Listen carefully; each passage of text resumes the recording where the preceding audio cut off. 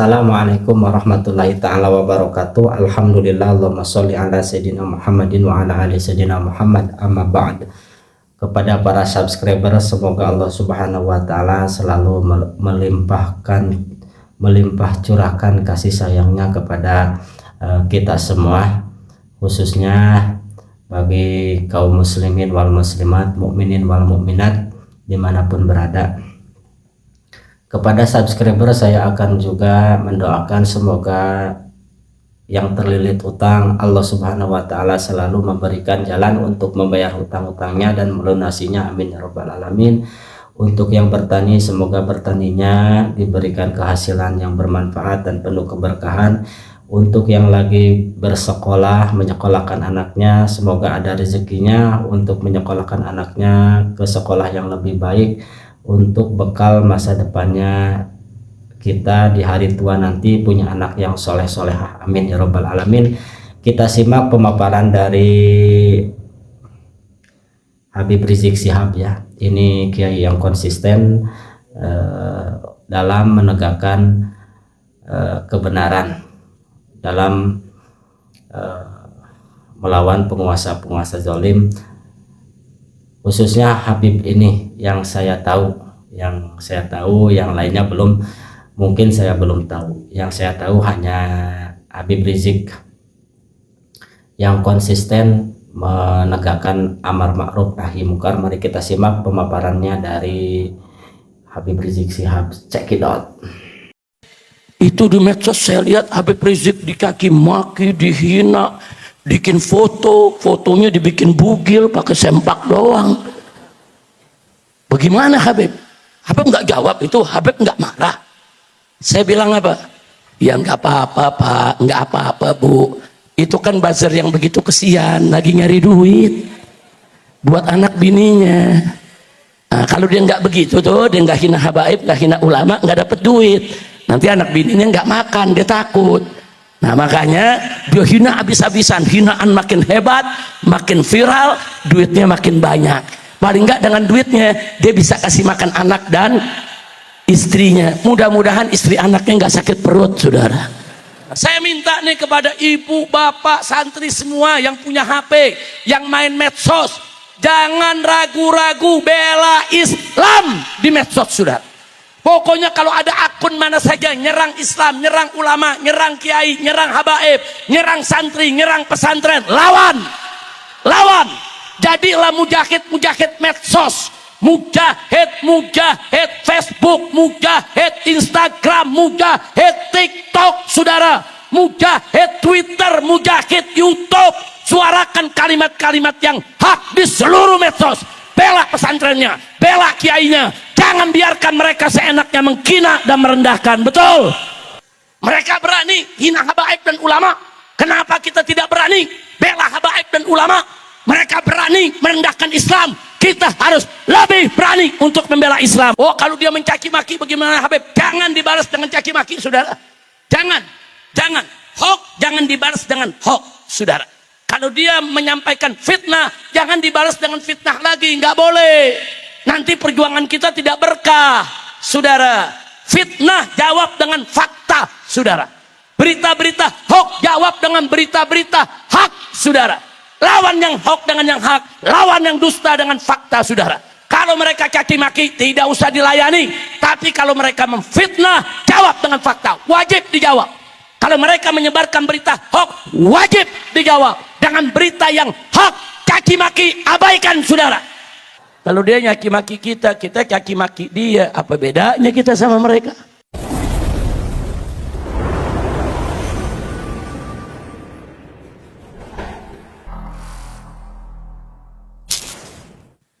Assalamualaikum warahmatullahi wabarakatuh. Bismillah walhamdulillah wassalatu wassalamu ala rasulillah wa ala alihi wa sahbihi wa mawalah. Ashhadu an la ilaha illallah wahdahu la syarika lah wa ashhadu anna sayyidana Muhammadan abduhu wa rasuluh la nabiyya ba'dah. Allahumma salli wa sallim wa barik ala sayyidina wa habibina wa syafi'ina wa maulana nabiyyina Muhammadin wa ala alihi at-tahirin at-tayyibin wa ashabihi al-ghurril mayamin wa man tabi'ahum bi ihsanin ila yaumiddin. Ahiba'il kiram, usikum jami'a wa nafsi bi taqwallah wa bi ta'ati Rasulillah sallallahu alaihi wasallam. Fa nas'alullah subhanahu wa ta'ala ay yahdiyana ila siratihil mustaqim wa yaj'alana minal muttaqin wa yudkhilana jannatahu jannatan na'im bihaqqi sayyidil mursalin walhamdulillahi rabbil alamin. Taqabbalallahu minna wa minkum fataqabbal ya karim. Kepada para alim ulama, para ajengan, para kiai, para tokoh dan sesepuh masyarakat setempat yang sama kita cintai dan sama kita muliakan. Wabil khusus kepada segenap keluarga besar Pondok Pesantren Al-Ihya Majelis Taklim Insan Kamil yang pada hari ini merayakan miladnya yang ke-50. Sudah setengah abad usianya. Mudah-mudahan pada usia yang cukup berpengalaman ini akan terus diberkahi oleh Allah Subhanahu wa taala, menjadi ma'hadan salihan thayyiban mubarakan, majlisan ma'muran nafi'an lil ummatil islamiyah. Amin ya rabbal alamin. Pada kesempatan ini tentu kita sampaikan apresiasi kita, penghargaan kita kepada segenap panitia penyelenggara, segenap jamaah murid-murid setia daripada almarhum al-maghfurullah Kiai Haji Muhammad Husni Tamrin yang akrab kita panggil Abi Tam.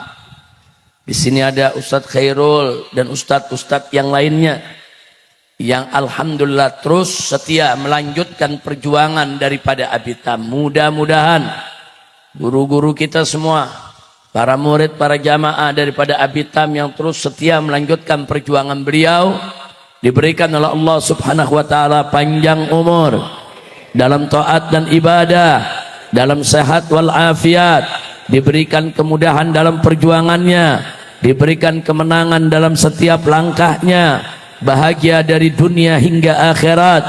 Amin ya rabbal alamin. Ahiba'il kiram, pada kesempatan hari yang berbahagia ini, di pagi yang cerah ini, tadi sudah sama-sama kita ikuti acara demi acara, mau'idhah demi mau'idhah, solawat demi solawat, termasuk terakhir tadi kita lihat ada penyerahan dana bantuan untuk perjuangan. Ini satu amal yang luar biasa. Semoga seluruh jamaah yang telah ikut andil menanamkan saham di dalam penggalangan dana untuk dicatat oleh Allah Subhanahu wa taala sebagai bagian daripada mujahidin yang ikut berjuang untuk memerdekakan Palestina. Amin ya rabbal alamin. Ahiba'il kiram, kita saat ini berada di lingkungan Pondok Pesantren Al-Ihya. Saya minta kepada semua umat Islam dimanapun Anda berada, hati-hati dengan gerakan-gerakan sistematis yang masif yang ingin mendegradasi pondok pesantren. Jadi sekarang ini ada kesalahan sekecil apapun dilakukan oleh pondok pesantren, di blow up habis-habisan ya kawan. Apa saja. Nah, kenapa bisa sedemikian rupa?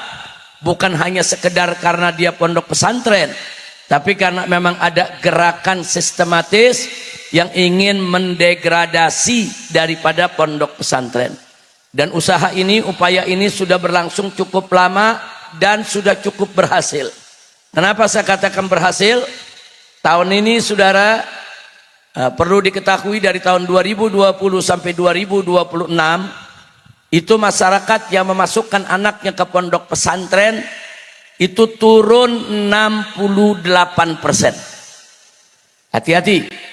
Nah, artinya gerakan menjauhkan masyarakat dari pondok pesantren ini bukan gerakan sembarangan ya kawan. Nah karena itu saya amanatkan kepada para pimpinan pondok pesantren, para pembina pondok pesantren, para guru-guru di pondok pesantren, tolong yuk rame-rame kita jaga pondok pesantren sebagai warisan para ulama kita. Jaga, jangan kita melakukan kesalahan sekecil apapun di dalam lingkungan pondok pesantren. Karena begitu terjadi kesalahan yang kita lakukan akan di blow up oleh musuh-musuh Islam yang tidak suka pondok pesantren untuk mendegradasi saudara, untuk menjelekkan nama-nama pondok pesantren agar umat Islam menjauhi pondok pesantren. Usaha ini sudah tercium sejak lama. Dulu mereka pakai berbagai macam cara saudara. Dari mulai satu, mereka sebarkan rumor jangan masuk pondok pesantren karena masuk pondok pesantren masa depannya suram. Nah itu selalu digembar-gemborkan saudara. Kalau masa depannya mau cerah, kalau masa depannya mau indah, masuk sekolah-sekolah umum. Kalau masuk pondok pesantren terbelakang, masuk pondok pesantren masa depannya tidak cerah, masa depannya suram.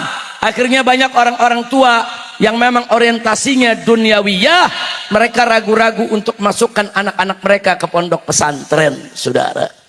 Nggak sampai di situ, bahkan disebarkan rumor juga, hati-hati masuk pondok pesantren, pelajarannya itu susah-susah, ada ilmu nahu itu bisa bikin orang gila. Inna lillahi wa inna ilaihi raji'un. Saudara, saya dari kecil sampai hari ini belajar nahu nggak gila-gila. Ini santri-santri daripada pondok pesantren Al-Ikhya dari dulu sampai sekarang belajar nahu sorof, gila gak? Nggak ada saudara, itu ditakut-takuti. Orang ditakut-takuti, di move, jangan masuk pondok pesantren. Jangan, itu pelajarannya sulit, pelajarannya susah, pelajarannya berat. Bisa gila kita. Nggak ada yang berat saudara. Ilmu apapun kalau kita pelajari dengan sungguh-sungguh, manjada wajada. Ilmu apapun saudara, kalau kita pelajari dengan sungguh-sungguh, niscaya kita bisa menguasainya saudara. Baik itu ilmu agama ataupun itu ilmu dunia. Ada lagi saudara, bagaimana untuk supaya santri nggak betah di pondok pesantren? Disebar lagi. Itu santri-santri itu anak-anak yang di pondok pesantren itu anak buangan. Orang tuanya sudah tidak suka, dibuang ke pondok pesantren. Inna lillahi wa inna ilaihi raji'un. Dan maaf, ini banyak mempengaruhi generasi muda kita saudara, termasuk Gen Z kita di zaman ini saudara. Mereka nggak mau masuk pondok pesantren karena merasa dibuang sama orang tuanya, dijauhi sama orang tuanya. Nggak begitu saudara.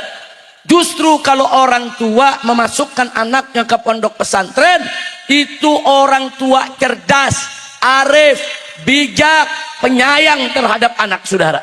Kenapa? Kenapa saya katakan dia cerdas, dia pintar? Karena dia tahu tantangan kehidupan ke depan ini begitu berat saudara, khususnya tantangan akidah saudara.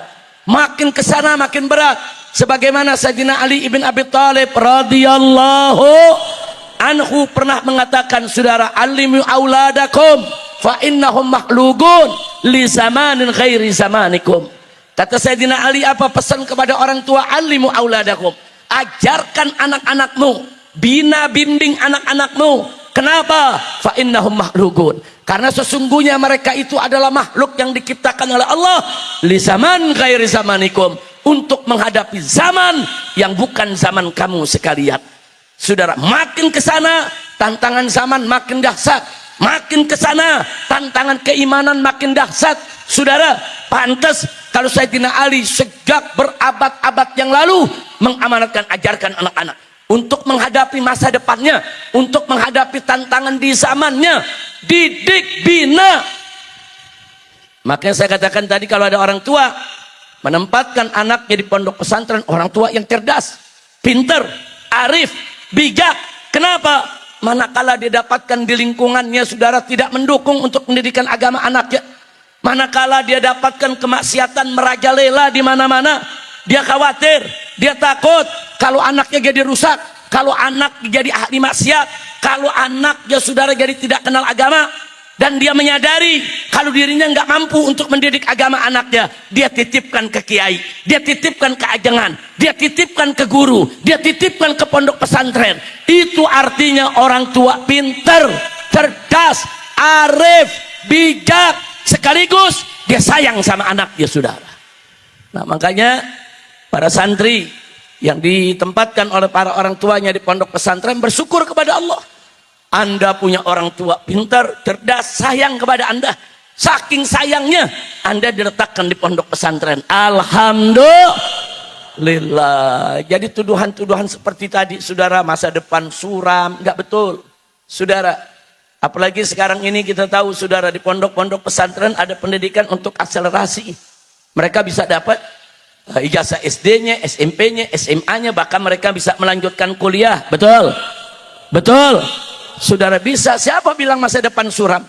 Lihat berapa banyak pemimpin-pemimpin kita asalnya dari kalangan santri, saudara. Berapa banyak kalangan santri yang jadi presiden, yang jadi wakil presiden, yang jadi menteri, yang jadi gubernur, yang jadi wali kota. Siapa bilang masa depan mereka suram, saudara?